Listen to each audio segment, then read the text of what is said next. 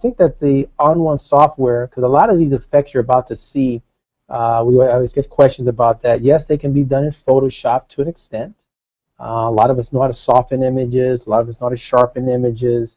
But the key thing here is that when you're taking an image like this and you create an image like that, you know, there could be 3 or 5 different steps to get there.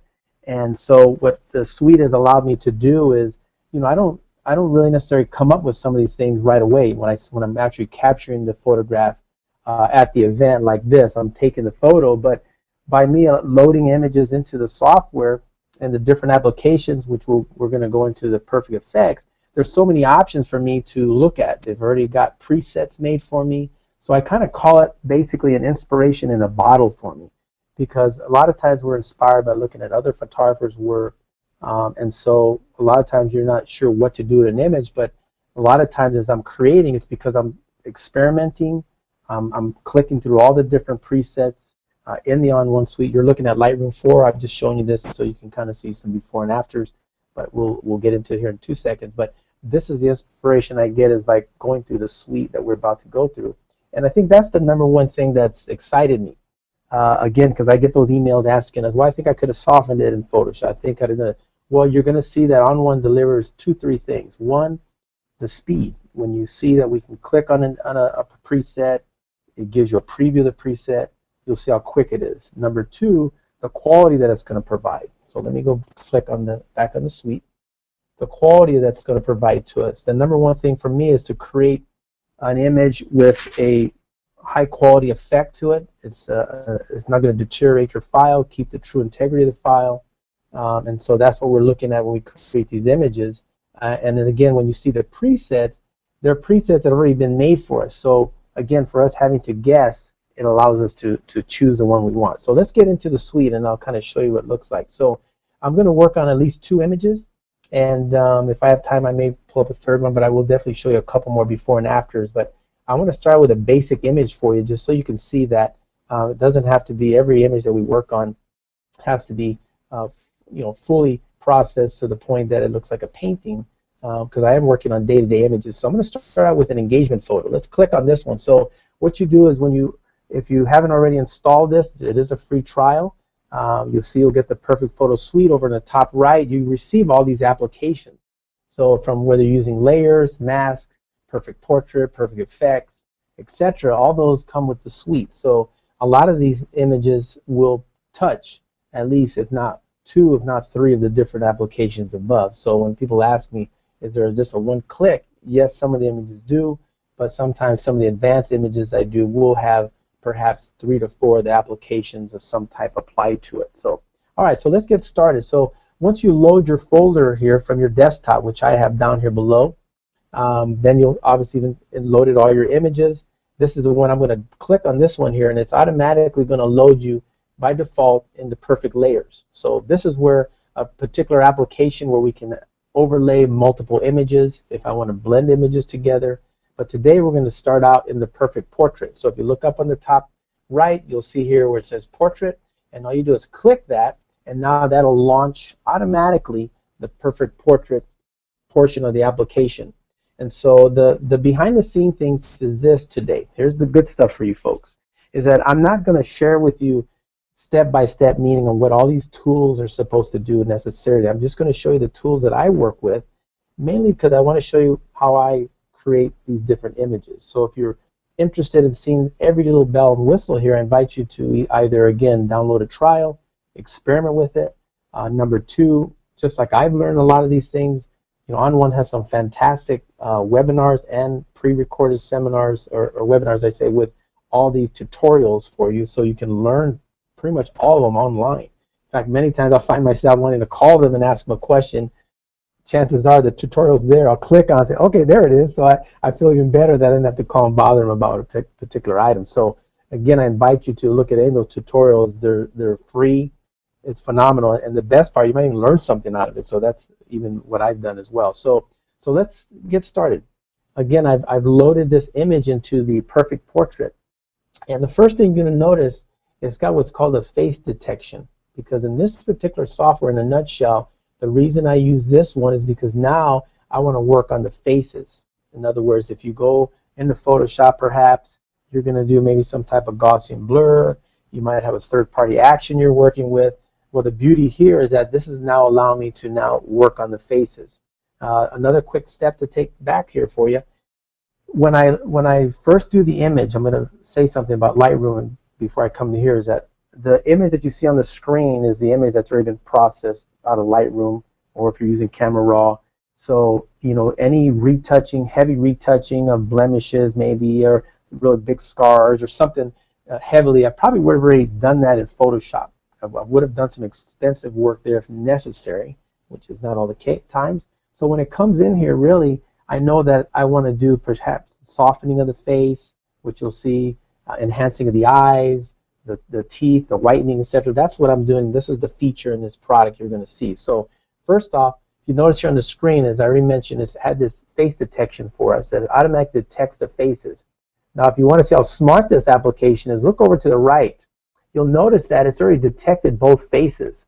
So it's starting to, the little detection box is starting on the top one. If I click on the bottom one here and activate that part of the stack, you'll notice here quickly, and I'll turn off this part, just by clicking on the little eye there, it'll toggle it. You know, you'll basically, and all I have to do is click on the face. I just clicked on it, and see how it'll go back and forth. Just click on this face as well, and now it's showing that I'm working on that face. Okay, so I'll show you the technique. Now, if you're loading 4 people in here, 3 people, etc., the software is going to understand that there's multiple faces. This is the tricky part of the software. It's amazing. So what I'm going to do is I'm going to turn off on this panel. You'll notice there's a basic and advanced portion here in the navigator, and the basic one has pretty much just basic sliders, meaning there's some advanced ones below. When I click the advanced one, if you look under blemishes here, you'll now notice that there's a couple more sliders. So those are the ones that are hiding on you.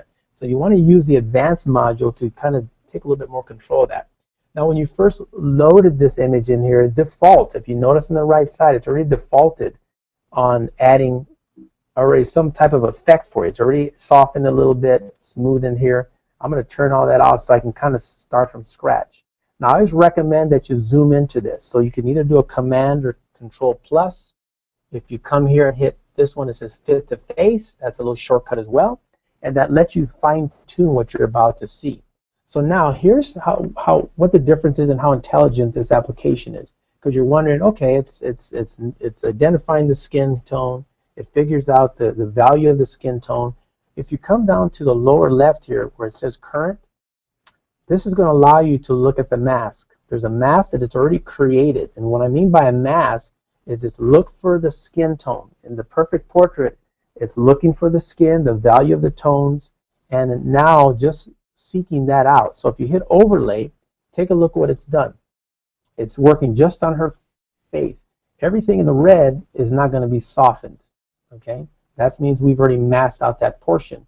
And if you grab up here on your tool area, up here where you see the little, looks like a little head and shoulders, that's our skin refine brush. Okay, that allows to make sure that I'm going to paint out any red areas that if there's a little red here, I want to make sure that anything that's not in red obviously is going to be softened. So I don't want the teeth to be softened. Now if you open up this inspector here, there's a little eye, you can hit I on your keyboard for a shortcut. You can toggle between painting in here under painting mode or painting out.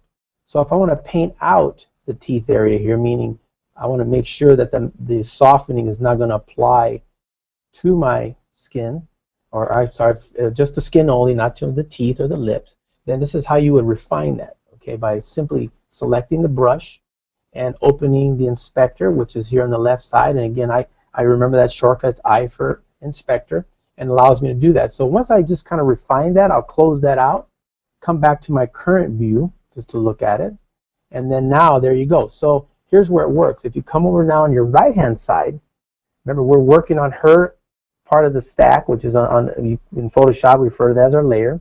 And at this point down below, the first step is we want to work on her skin. Now she has pretty good skin already.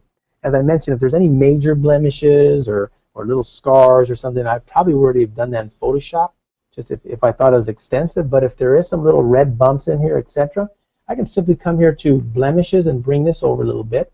And obviously we'll try that on the groom. You notice up here on the groom up here, it kind of affected that area a little bit. Okay, so we'll check more on that one, but her side is fine. Smoothing, here you go. This is where you're gonna add a little smoothing to the face. Okay, here's kind of your softening of the skin. Looks gorgeous right there.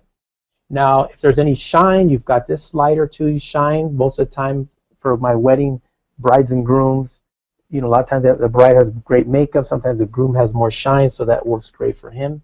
Shading is over the shadow areas as well. You got to remember that what happens is when it's identifying the skin tone, the value of the skins, when the skin gets into the darker parts of the maybe the neckline and the shadow area, this now kind of brings that range out and starts softening even the shadow part of the faces. Okay, so that's why I can play with that on some heavier contrast areas. Now, to me, the last slider in the skin retouching is probably the magic slider. This is the one that when you see any professional makeup, hair, you know, people do all that beautiful work, but then you soften it up, you lose the texture of the skin. So this is where the top professional retouchers like to make sure there's texture back into the skin. So this one, you can do this. Now, a lot of times what I recommend, I'm always kidding when I say it, but I recommend getting your money's worth. So crank this slider all the way to the right. In fact, I use all the sliders to the max for the first time so you can see what the effect is, okay? So obviously you're going to fine tune that to what you think is great. You look at the skin, and what this is doing is now adding the missing texture that you would do on a normal Gaussian blur, surface blur. It just kills all the pores. Sometimes even the makeup is kind of being manipulated. So that is amazing when you do that. So that's what I invite you to do. Now, that's now on the skin portion. Now, if you want to apply this on the groom, let's say you love what is done on her and you're thinking, okay, how do we apply this on the groom, right? So what we're going to do is I'm going to back out for a second, and now you still want to stay on this layer here. You're going to come up here under your faces, up here on the top part, under File, Edit, Face. You want to hit Copy Settings, okay? What that's going to do now is that's going to copy that softening, any effect that I've done on the face, and apply it here. So all I have to do is now turn this one on by selecting that, clicking on his layer, and basically if it default, you know, remember as I mentioned earlier, it will default at whatever you've done the last time, but all I have to do is make sure that I'm on that layer. And in fact, when I click on his layer and I look at the overlay, take a look, see, it's pretty smart. It's already knowing that whatever's in red won't be affected. But remember earlier, sometimes it's with the shading. So this is where you grab that brush and skin refine brush, hit the inspector, the eye. Make sure you're over on the right under paint out. And by the way, you can toggle that paint out just like you do in Photoshop. Use an X as an X-ray, and you'll notice back here, if I hit X, it'll paint in or paint out, paint in or paint out, just like your Photoshop. So by simply doing that, I can come in here and make sure that the skin is the area that's being revealed, and that's the one that we're working on. Anything else, hit the paint in and make sure it's not affecting areas. Now I use a Wacom tablet, so you know, when I take my time, I make sure I paint around those areas. So I invite you to invest in one of those. That'll be one of the best accessories that you'll have for your enhancements. It lets you get into really nice areas. So I'm going to hit current, and all I have to do, remember earlier we copied that under here, under face. All I got to do, if you can take a look at his face while I click on paste settings, and now it'll take the same recipe and apply it to him, just like that. So the beauty of this is that if for some reason you want to fine tune it, it's basically on its own layer, so you can kind of make adjustments, but that's a quick way of saying, you know what, I want the faces to look perfect, okay? All right, so let's do the last couple steps here before we move on. Now I'm going to close this out. You can again hit I as well, and it'll close it out. Now we already worked on the skin. Skin tuning. Let's work on the skin tuning. This is the next part here on our navigator, skin tune. Now, this is something as well. If you're working in Lightroom, you're working in Aperture, you're working in Camera Raw, you've already done your white balancing. So for the most part, depending how that looks, now that you bring it here, if it looks a little bit too warm, you can bring the warmth slider down. If you want to add warmth, you can do vice versa. It's very sensitive here. Now, what I really give credit about this application is that the developers took the time, and this is why this is important, taking the time to identify the different skin colors. And if you look under here, under the ethnicity, they've taken the time to identify the true skin colors. And I'll give you an example. If you're in Photoshop and your solution of adding color to the face or any color tone is just to bump up a saturation slider, if there's any green cast on the face, any cyan or blue cast, and you simply enhancing the vibrant slider or using a saturation slider, you're accelerating those tones. So the beauty here is that this is only working off of the tones that they've selected. So if, let's say this is a Caucasian couple, click on this, it's going to bring in those hues of what they feel at those tones, and then you make your adjustments here. But this is preference to you. A lot of times I find myself working with each one. If there's a color shift cast, you'll play with that slider. Again, depending if you're working on an image, maybe it was a JPEG file, you never did do a converted from RAW, so now you're trying to correct that. So you have that, and obviously as well as strength. So I invite you to play with those. Many times for me, I'm just fine-tuning that because I've done a lot of that in the process prior. Okay, so let's move on to the next step. Now you've got your facial features. Just when you thought I just showed you the good stuff, it gets better. Okay, you guys ready for this?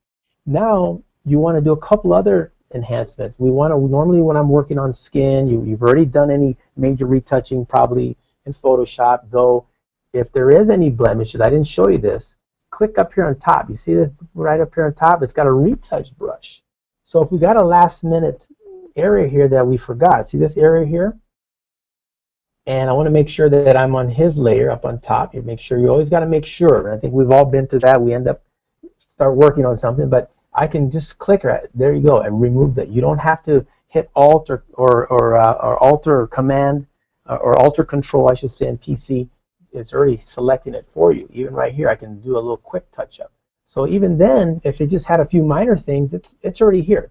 So again, just to refine, you have it here if you missed any last minute touches. Okay. So now let's get into the eyes. Okay, I've got two more quick steps with you guys, and then we'll move on. The eyes now is another thing that we like to enhance. And if you're doing this in Photoshop, you're trying to do, there's several techniques of enhancing eyes. And the first one that we like to do as I zoom in here is work on the eyes. Now let's select on her layer, same thing. If I come down to the facial features, it's already by default, so I'm going to turn this off, whatever the last time I've been working on. I was working on some stuff before you guys showed up, so here we go. Let's turn some of this off. Now, to prove to you that when I, just by simply clicking on this eye refine tool, just by clicking on that, it's now shifted from the facial mask to the eyes, and I'll prove to you how it's done that. If you now look at the overlay and take a look at what it's done now. Remember when we were working on the skin refine tool, although face was all clear, and now that we're working on the eyes, it's identifying on her layer the eyes. In other words, that's the area that we want to affect. So what you do is, now that you're in that mode, you have to open up your inspector down below, click I to do your shortcut, and where it says paint in, remember that? That's where we're basically making sure that that area is going to be clear. That's where we're working on the eyes in this particular part of the navigator. Okay, so I want this area clear. So by refining that, I'm going to go back to my current one. And now take a look at here. We've got three options to work with. We've got the strength, which kind of adds a little bit of kind of sharpness to it. We're going to add the whitening to it and the clarity, all both boosting the white and the sharpness and the clarity in the eye. So let's try the white first. Take a look at the eye. I'm going to exaggerate it for you, and I want you to look at the whites in here. Okay, take a look at that. Make sure we're on the right layer. And I'm going to come over to the strength here. Let's make sure for you guys. Let's open. I'm going to make sure we're in the right one. Give me 1 second for you folks. There we go. Let's get back out of here for you guys. Hold on. I'm going to do a little switcheroo for you guys. Hold on 1 second. Let's go back out to our original one. There we go. Now, a lot of times people ask me, why do I go back and forth? Now, obviously, when you're working with this, you don't have to look at the mask. You can go back and forth on its own. So if you're not sure which way it's going, now back over here, you're going to work on the clarity of this. Okay, go and work on the clarity. Okay, let me switch my mask. It looks like I'm backwards on this one. Hold on 1 second. See, this is your little cheat sheet. It allows you to do that. So if you're looking at your overlay, There we go. I think I have it reversed here. Let's do this here for us. There we go. Oops, hold on right there. Thank you guys. There we go. Perfect. Okay. Let's come back here. Now, I'll show you another little tip here. When you're back in the inspector, okay, you see here, there you can also, there you go. So you can go direct on that one too. And when you're doing the refine brush earlier, there's an invert section, so you can invert the mask as well. So if you are working on the mask earlier, like I'm trying to, if I want to invert that, okay, let's go back to this one. You can invert that as well. Okay, so let's come back here to that section. Now, let's look at the mouth section here. Now, this is working this area right here below, right? So what you're going to do is, again, you're going to make sure you're on her layer. In fact, let's work on his for a second. We're back on here. Let me back off for 1 second here, guys. There we go. Make sure I'm clicked on that one. Now I'm on his section up here. We're working on his area. Zoom in nice and close so you can see that. Now you have to select the mouth refine brush. And what that's going to do there is the same thing. When you hit the overlay, you've got to refine that as well. Okay. And now when you come back out, let's turn this back off again. Sorry about that, guys. I'm pretty quick with the fingers. What I'm doing right now is I'm hitting, just like in Photoshop, Command plus or Control plus and Control minus. That's why it's going back and forth. So you do the same thing. So it gives you the same shortcut so you're not figuring out how to get in and out. Now same down below. Got to stick down. This is your strength here. So whether you're doing the whitening of it, okay, basically that's what you're doing here. Same thing. You're going to whiten that area. You notice here, if you look at here, it's whitening that area. Now this one I wouldn't copy and paste this because obviously the mouth might be a little different. It may be off, but same thing. So that's how I whiten it. And if I want to apply the same thing to hers, it should detect it. I would copy settings, click onto hers, and hit paste settings. And it should do the same thing to hers as well. Now, there it is. So now, if I want to make sure, same thing as I said earlier, if I want to make sure that the same thing, the actual mask, let's come up here to show your mask. See, I want to make sure. And then I can clean that up as well. So same thing, you have that option of taking a look at that just to make sure you're in the right section. So that's the trick to this, is make sure you're in the right layer, get into your refine area, and go back and forth between the masks. So now you have an option of just, again, if it's too much, except, not enough, you can refine that. So that's how I kind of work on that, and there you go. So that's just a quick way of doing that, is I'm refining masks, I'm taking my time. Now I realize that a lot of times we're doing this because it's quick, it's consistent, but I'm okay with taking my time. That's why I invite you to use a tablet so that you can really get into that. So basically when I go with a before and after of this preview, okay, there we go. That's a before. Let me get a little bit closer for you guys. Real close. There we go. There we go. So that's basically our after. And especially in the teeth, you can see how wide that's your before. So you can toggle back and forth. So once I accept this, I'm going to take you one more step here. This is just step number one. Now, some of those images I showed you in the very beginning in Lightroom that have a dramatic effect, I don't do that to all those images. People ask me that in a wedding album, do you do that to all the images? And no, I don't. When I do some of the dramatic effects, those are usually the one or two, like maybe the first page of a wedding album is how I want a very dramatic beginning. At the very end, sometimes I want a very dramatic finish to my albums, and maybe somewhere in between I'll have maybe one or two wow images, and they're usually full spreads, panoramics. So the rest of the bride getting dressed and some of the small details, yeah, I don't have to do that. In this case, an engagement portrait, this is probably where a parent wants an 8x10 or something like that to put on their home. That's your stage number one. Now, if I want to add any vignetting, I want to add any more color enhancements, I'm going to take this to one more little quick step for you, and then you can save this out. Now, it's pretty simple as this. All you have to do, once you are happy with this, is over on the right-hand side down below where it says Apply, you just click Apply. And what that's going to do now is take you back out to where the original was when you loaded it, with these settings in it. Now, because I still maintain within the photo suite here, I can still use some of the other effects, or in this case, any of the other applications. So I'm just going to take you to one more step, and then we'll move to another more advanced level one. But this one, I want to maybe add a little vignetting around it, maybe a little more color enhancement to the overall. So with this one, if I'm okay with this, I'll save down below, and I usually will do 2 or 3 versions. Here's just a little one of my techniques. A lot of times over in the lower right, I'll just save this out and maybe make a duplicate later on and say, okay, if I want to do something more elaborate, I would do that on the second copy of that. I don't just keep stacking on the single one, because if I want to revert to this one, you'll have to start from scratch. So my little workflow technique is any multiple images I'm working on, I'm always making version 1, version 2, version 3. This way, if it's too much, which a lot of times it's not, but you always have the original that you can keep on your file. So now one last step here is I just want to add a little vignetting here. Same thing with this application, which, by the way, this one I'm working from is a standalone. So we can access through Lightroom, we can access this through Photoshop, or I can just launch it through here. And most of the time, if someone's already ordered a photo and I just want to go pull one image, I can just grab it and come directly here. So let's launch our perfect effect. So if you look up in the top right, I'm just going to click on that, and it's now going to load the perfect effects library down below.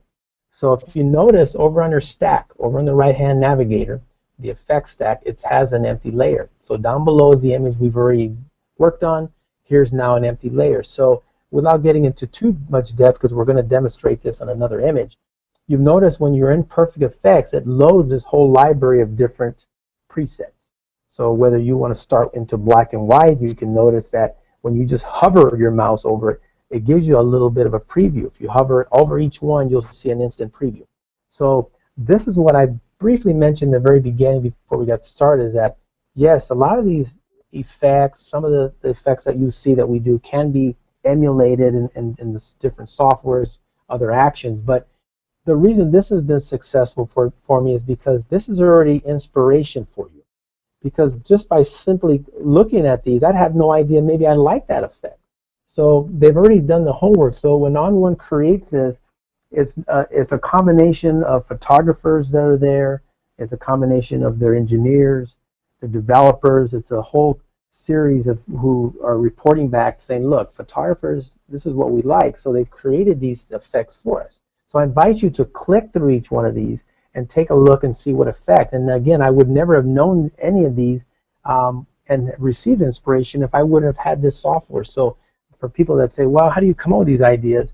Well, here's a little secret. You have these presets. And I even have my own presets that I've saved out. So now when I've created certain effects that I like, and I can come back and save these, because you can keep adding different effects. And if you go to the On1 Marketplace, I have a series of ones that I've built that I use daily. And so you're able to purchase and download those. If not, you can make your own. So let's just add one more effect. So here I want to maybe add a little vignette. So I'm going to click down here below on the vignette. Same thing here. If you look around here, you'll kind of see some of all you have to do is double click that, and it'll add that for you. And if you don't like that one, you hit delete. Okay, and come back here. You just look at this one. If you double click it, adds an extra layer for you. Okay, so and then you just keep picking the ones that you like. If you double click it, it adds another layer. Okay. All right, let's hit delete. Let's try another one. So that's what I invite you to do. I just click around through each one of these, and if I want to refine it, I still can. Okay, and I'll show you that. So let's pick on this one, edge to black. Let's just say we like this border to it. And so you notice it's sitting here on the stack on the second one, but now I have an extra layer above. So let's say now I want to add a little bit of coloring to it. So I'll come over to my color and tone, and I kind of go through each one. I have a list of the ones I prefer. If I want to add a little bit of a boost to the colors, let's say here we go, increase saturation. Just by simply clicking on that, I'll add saturation. Now the beauty of this, which we'll demonstrate in another image, is that this is a global effect that I just did. It just added that increased saturation all over the whole image. But right now you'll notice that this, because it sits on its own stack, as we call layers, I can take the same brush up here in the top left and basically open up the same inspector eye, and where it says paint out, I can either paint out at 100%, 50%, so if I want it still a little warm, and guess what? I can now paint out if it's too much color, and vice versa, I can paint in. So this is amazing. This allows us to, we have a mask, it allows me to paint in, paint out. So we'll show you that on my next little bit more extensive enhancement, but that's usually what I would do here. So if this is an image that I want to continue with, again, I would hit apply, And now it allows me to continue to do that. So you can see I can add not just using the perfect portrait, I can go to perfect effect. So you can keep building on and on. So, okay, so let's move to the next one. You can see because I can spend lots of time on one image. All right, there's too many goodies here. There's too many goodies. All right, so let's pick another one for. Let's pick on this one right here. I'm going to show you kind of the before and after because this one, there's a couple of different effects to it. Let's work on this image right here. I'm going to double click.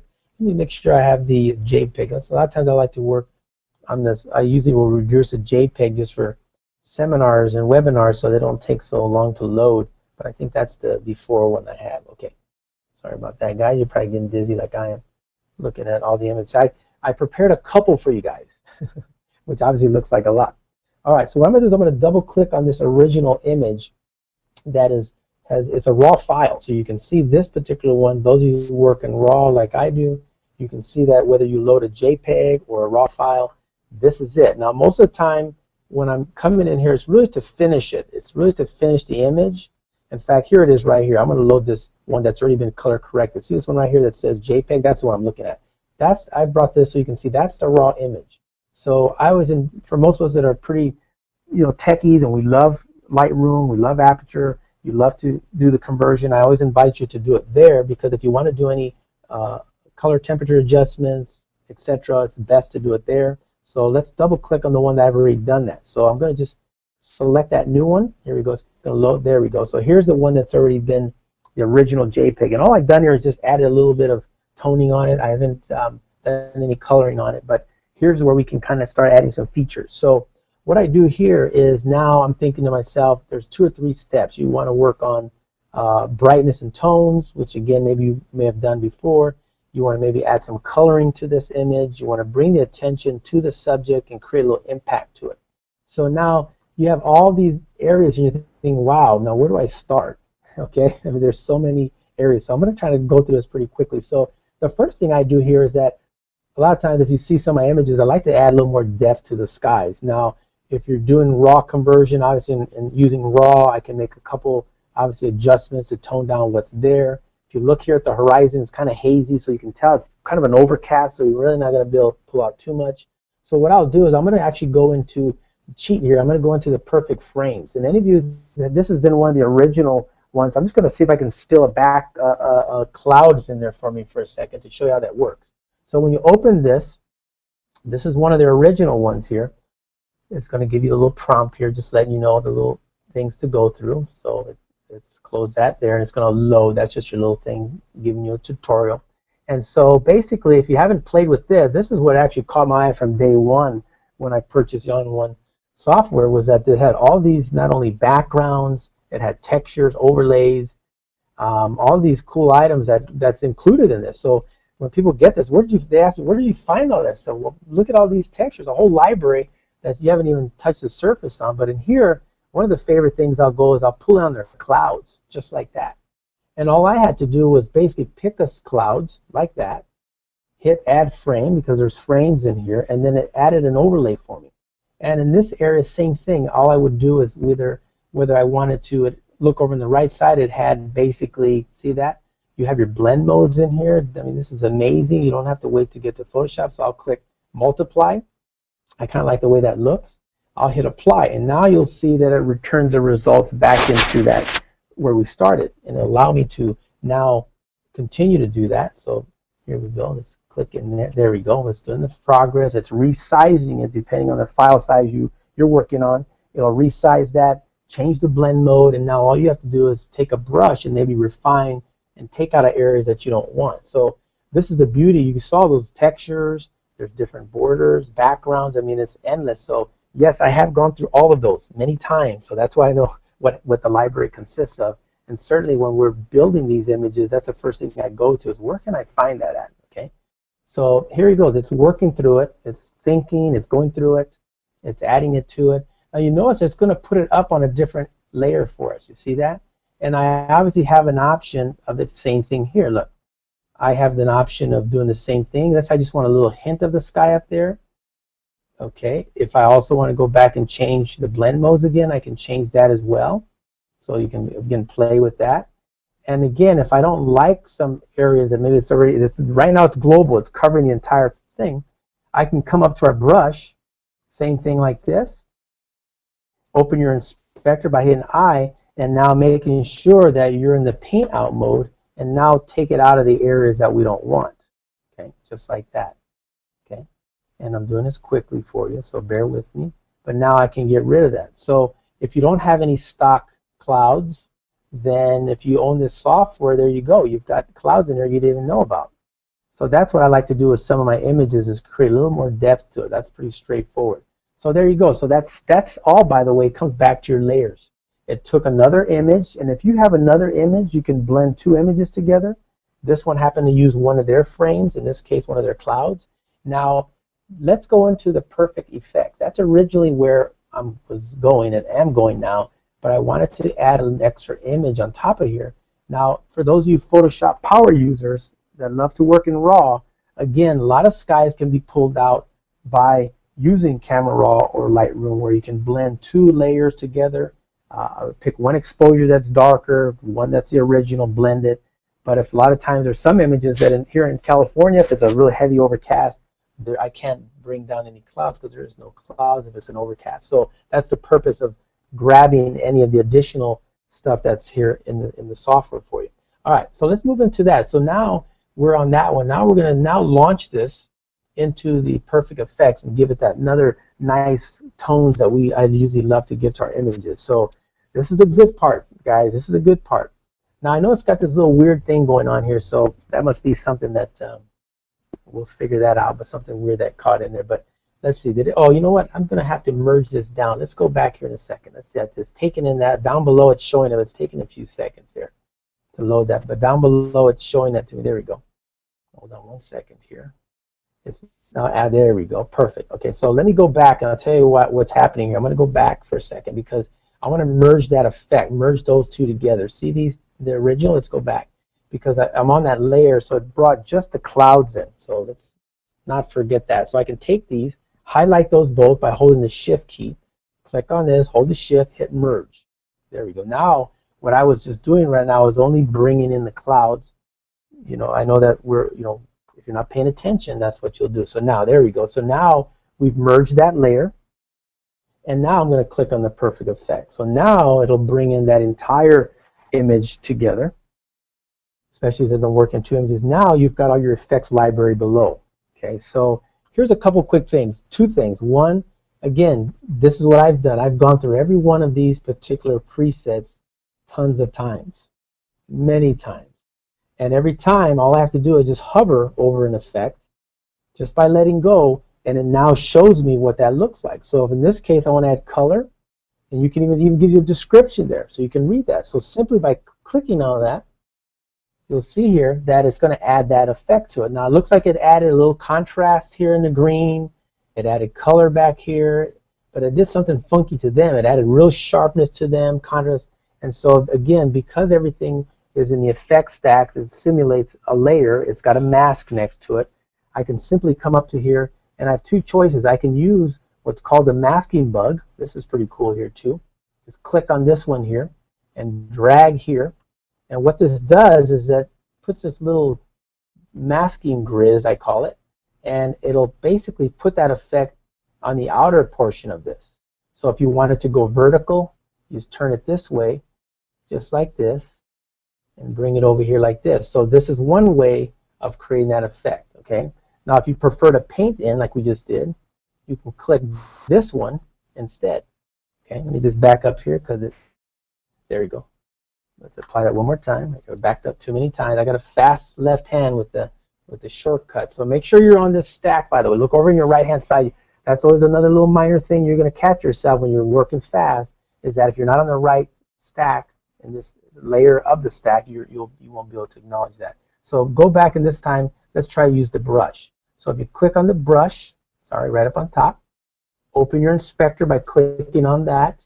Again, select whether you're painting in, painting out, make your selections at this point, whether you want to do that full opacity, okay, and basically now paint out the effect that you want. Okay, so it's added too much maybe contrast. If there's certain contrast you don't like, you can lower the opacity of that, but I'll kind of remove that in certain areas. And again, a lot of times I'm working at 50%, here, 20%, 30%. So a lot of it is not just at 100%. A lot of times people get discouraged because as they're working on these effects, they're like, wow, it's a little bit too strong. Well, take it easy. You're going to go a little bit at a time. Up here, I say, you know what, I want to remove some of that a little bit. It's blocking up a little bit too much for me. And maybe here, again, I'll remove that a little bit more. So again, it just depends on where and the effect that you want to apply that. Okay, so that's added the color. Now you also have this strength slider. See this? If I take this all the way down, it totally removes that. Take a look at that. So if I take that before and after, it kind of removes that, doesn't it? Perfect. See that? Now let's continue here. So let's go back up onto this top stack, where that's our empty stack. We've got an extra. Now I can stack several one of these effects. So if I want to add a little bit of detail to it, I want to sharpen. A lot of us love that sharpening. I think there's a contrast one that I like here. Let's go over to the local boost. Take this. This one's one of my favorite ones too. So if you want a little bit of sharpness to it, just double click that or click once if you're already on a separate layer and stack. You see how it's blend a global one? You're like, wow, that's kind of strong. Again, make sure you're on there. Make a decision. Where do you want that at? Are you just trying to sharpen certain areas? Right, just like that. Now you can invert just what I mentioned earlier. If you click that refine brush, hit the inspector. Now take a look at this. I prefer to do this many times. You see right now it's done a global sharpening of the whole image. Click invert. This is the one I was discussing earlier. Click invert. Now it turns this into a black mask. It's already hit everything. And now if I just want to add that to the dress, a lot of times I'll add that to the, so I'm just sharpening certain areas here that I want. Now keep in mind, I'm going to do this here, you can see in the bottom. So it's not sharpening everything there. Now as I keep creating different imagery, I always suggest sharpening the areas that you want the viewer to look at. Most of the time as an artist, when you're creating imagery, you know, and the viewer are looking at your imagery, whatever by rule of thumb is the sharpest part of your image is what the viewer's eye is looking at. So if you do a global sharpening back here like this and everything is super sharp, your eye is confused. Now if you're a landscape and the whole scene is your subject matter, then that's a different scenario. But in my case, I want some of these to be very soft, almost like you had shallow depth of field, and a lot of times they'll be the sharp, and I won't use this on their face, but they'll be the ones that I want. But up front here, see, I'll soften it here in the foreground and any of the images I'm working on. But if I do want to sharpen, I would just sharpen right here in this section, right around where they're at, because that's where they're looking at. So that's how you add that. But if your imagery does do that, sometimes you want to add a little boost to your clouds and sharpen sometimes some of the clouds. You can kind of do that a little bit. That adds a little boost to the cloud, a little pop to that. So that's how I would actually add a little bit of that. Now, the last part of this is I want to maybe overall darken the image. I want to add a little mood to this whole thing. Now, I can keep going and going. Now, you have, again, if you don't see anything here in the presets that you like instantly, you can automatically come over to your right-hand section here in your navigator where it says Effects Options. This is where it lets you customize that. So you got to make sure that, number one, you're up on a separate layer up on your stack. You got to make sure you're there. Okay. And number two, when you come down here, look at all the other more options that you have. Now, remember I went to get those clouds earlier and I went to get some other textures. They're also sitting here as well. Okay. So if I want to add a texture to this overall image, which sometimes I usually will maybe do last, here's all your texture options. And by simply just scrolling through here, giving it a couple seconds there, you can now identify if you want to add maybe some type of texture over your image. See, this is already built in here. You just didn't know it. So this one allows me to play around with that. Now, the ones that I had the clouds, you just click on some of those cloud effects here. See, I could have added some like that as well. So sometimes the clouds are a little bit less opacity in this section. The other one's a little bit full, a little bit brighter ones. So sometimes I'll select in the photo frames some of the really bright clouds. Here they're a little bit softer, so it's something you can play with. So if I don't want to add a texture to this, then maybe in this case you want to add coloring somewhere. Let's say you want to do a color enhancer. I'm just going to do 2 more steps for you. I really want to bring out this green. So all I would do is that when I'm in there is, or in this case, let's see if we can add a little blue and then green here. Let's see if we're in this, looking at the sky. I'm just looking at the sky, and I'm going to saturate that and just exaggerate. I'm just adding blue in the sky first. Don't look at everything else yet, because this is what makes everything funky for you. So if I'm just working on the sky, what are we going to do? We're going to grab our masking brush.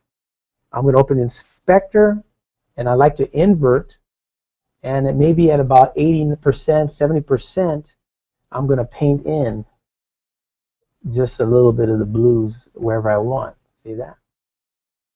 There you go. That's what you call magic, folks, just like that. So I would do the same thing if I'm going to do another color. So if I close this out, let's say here now, I'm going to hit add, and I'm going to come back in here. I hit add because I'm adding a new layer to my stack. I'm going to come back and hit our color enhancer. Let's say I want to do green, which it's pretty green already, but just because I can do it, I'm going to do it. I'm going to select the color range that I think it is, and maybe just hit the saturation slider. Now look at the green back there. And I always invite you to paint these effects in, because if you don't, if there's any hue here, and I do the same with the dress, by the way. I can use this if I see a cyan cast in here or a blue cast. Many times I can come in here and let's say there's a blue cast somewhere, because I'm working with wedding dresses that are white. I can come in and desaturate that. Okay, take a look at here. I'm looking at her dress here. I can desaturate that, take any blue out there, and so I can paint that right now if I'd like to. But in this case, since we are working with the green, just make sure we reset that. There we go, because I took my sky out. Let me do my last green. And again, if I want to work that grass area, I can do that as well. And all I have to do is same thing. Get the brush, open the inspector, invert, and once again with the brush, and you can reduce it by the brackets on your keyboard, just paint in wherever you want to do that. So pretty straightforward, but you notice it's very quick, and I'm doing it right here. So a lot of times, and I'll just paint wherever areas I want to. Okay, here's the last part. So once I'm done here, it keeps adding up, doesn't it? So that's the great part about having this on-one software, is like, yes, I do spend hours doing it. Yes, I will admit to all of you that I love doing it. I will never tell you that it takes too long. I'll never tell you that I should be doing something else. You know, as a photographer, I started doing film. I did my own black and white work originally. I was a black room technician on my own. I print and process my own images. So black and white, darkroom work has always been my passion.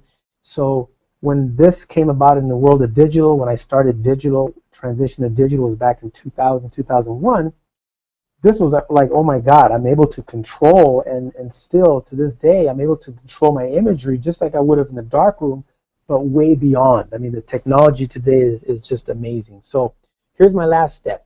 Up here, color enhancer. So I'm going to add, because we want to add one more effect. And if you want to just darken this whole thing, vignette this thing down, I can do it by using the vignette tab down here. I can use it by using textures. I didn't even get to play with textures because there's so many cool ones down here. So these are already, by just simply hovering over one of these, like this one, you can see the preview. If you like it, you can click it. You can lower the opacity. You can paint in certain areas.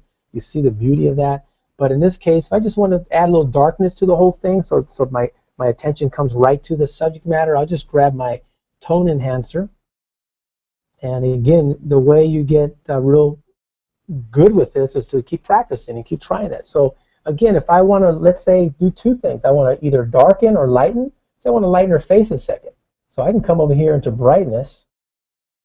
Okay, let's say I just want to brighten where their face is a little bit. I know I'm adding one step on you, but you guys are being good listeners, so I'm going to do this. So I'm brightening the whole thing, but watch this.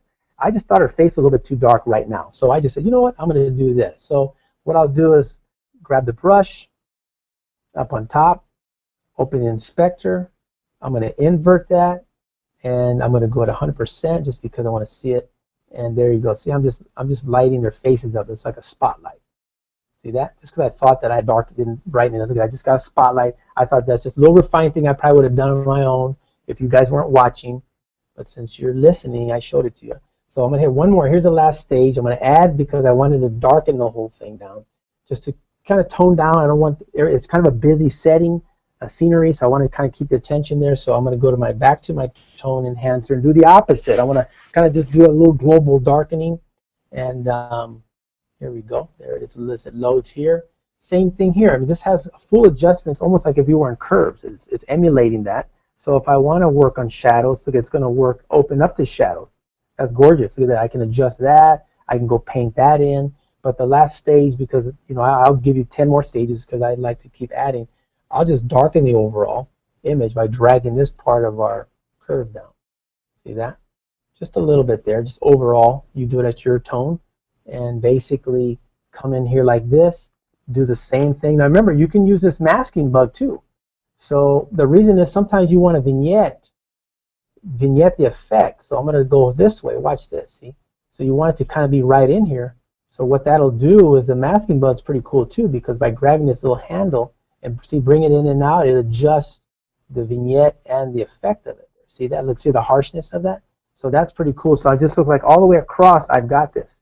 So that darken the top, darken the bottom, and allows you to kind of play with that. And the opacity of the mask, see that? Just keep working that. So that's your little slider. And you have sliders that you can, if it's too dark here, watch on the right-hand navigator, I still have this section. This is still live down here below. I can still work on this if I want to. If I want to take it down a little bit, just click over here. Okay, we'll click out of there. Hold on. And you still can continue working on that image for yourself. There we go. So just ongoing, so you can see the effect there. So once I'm done with this, yes, sometimes I'll say, okay, what other goodies do we have here in the applications? But certainly that's something that all of you can go through. Once again, I invite you to download the trial, and really, truly, you've got to play with it. You've got to be patient. I know a lot of times I always hear people saying, oh, I want to do actions because they're fast. Yeah, I understand. I have a studio, so we're making albums every day, so I want it quick, and this is quick. But the other last things that I'll mention is that I love this because the results I can replicate and duplicate. So if I did a certain effect on something, I know I can duplicate that later on.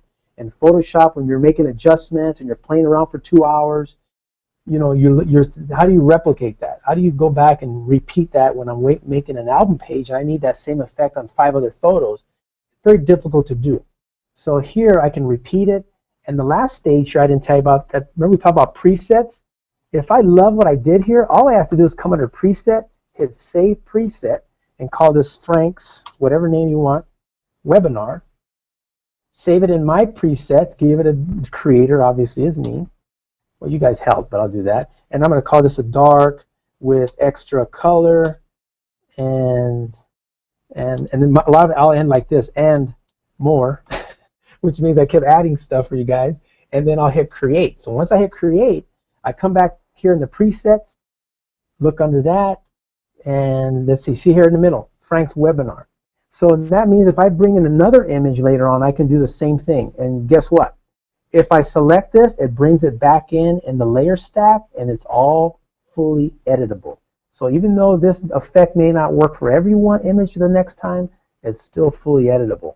So wow, I mean, it's just, yeah, I work on this, I tell you, probably at least 5-6 days a week, just because I love it. It's part of my toolbox here on my computer, and you can see I can keep going on and on and on. So with that, you just hit apply, it saves it. I'm going to hit cancel just because I already had that. Say I'm going to show you the original real quick. Give me less than 60 seconds there, Brian, because we're on a roll, guys. This will just take 2 more hours. I'm just kidding, guys. Kidding.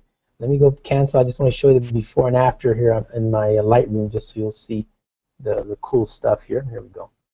Actually, I had it in there too. Let me see where it's at. It's either one of these. Let's show you guys. And I'm going to show you one I did last night, but just did before and after. I think it is in here. Okay, so here we go. Here's the one that I close that one. Don't save. Here's the one that I actually have a 30 by 40 of it. There we go. That's the one that I actually did 30 by 40 of it. So there you go. This is all done in that particular program. All the ones I showed you have been done using On1.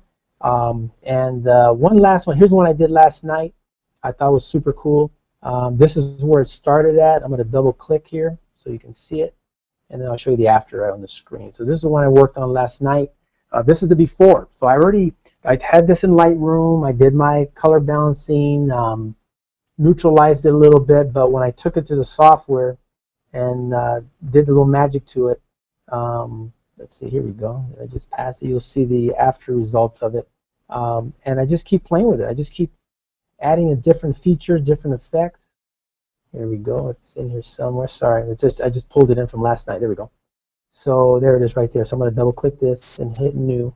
So that's the before, and then here's the after image right there, adding those effects. So again, it's endless what you can keep adding. But again, I just want to stress to all of you that, you know, I always go to Photoshop World. I talk to a lot of illustrators, artists, etc., and we all agree there's many ways of doing a lot of these effects. But I promise you, with this one, my inspiration, it starts with inspiration, and inspiration is already, I call it inspiration in a bottle with this software, because you already have the effects that the team at On1 Software has made for us. All you have to do is click on it and enjoy it and create beyond your imagination. So I can't tell you how much I love it. So Brian, thank you, and all of you for listening. I wish I could keep going on and on, but I got to get back to work and work on some customer ones. But we'll definitely be back again. So Brian, thank you, and I'll turn it over to you.